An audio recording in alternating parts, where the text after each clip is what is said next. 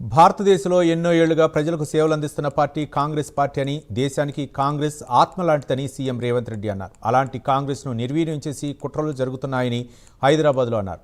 ప్రజా సమస్యలపై పోరాటం చేసే కాంగ్రెస్ను రాహుల్ గాంధీని తగ్గించే పరిస్థితి సృష్టిస్తున్నారని మండిపడ్డారు.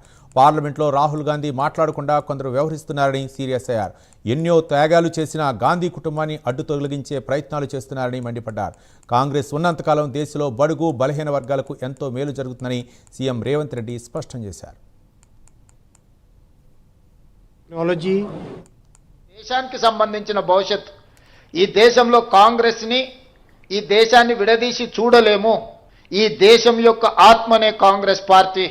ఈ దేశం యొక్క ఆత్మను దెబ్బతీయాలని ఈరోజు భారతీయ జనతా పార్టీ లాంటి పార్టీలు కుట్ర చేస్తున్నాయి.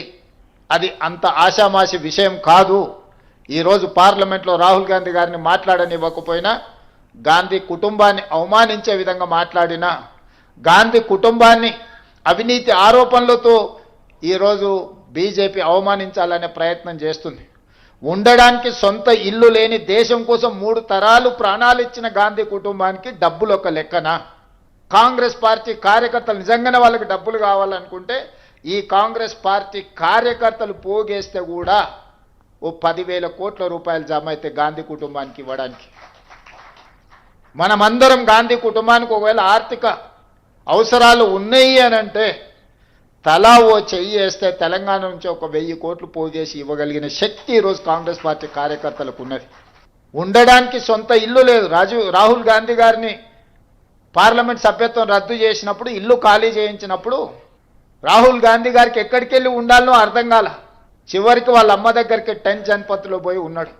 ఇల్లే లేని రాహుల్ గాంధీ గారికి డబ్బులు అవసరమా? 3 తరాలు దేశం కోసం ప్రాణాలు ఇచ్చిన గాంధీ కుటుంబానికి డబ్బులు అవసరం ఉన్నాయా? ప్రాణాలే లెక్క చేయకుండా దేశం కోసం త్యాగం చేసిన వాళ్ళకు ఎవరి దగ్గరైనా డబ్బులు తీసుకునే అవసరం ఉందా?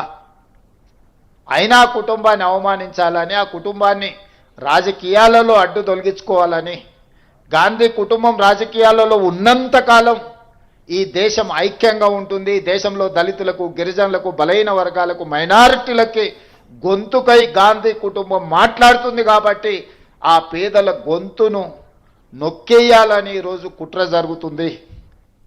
కాంగ్రెస్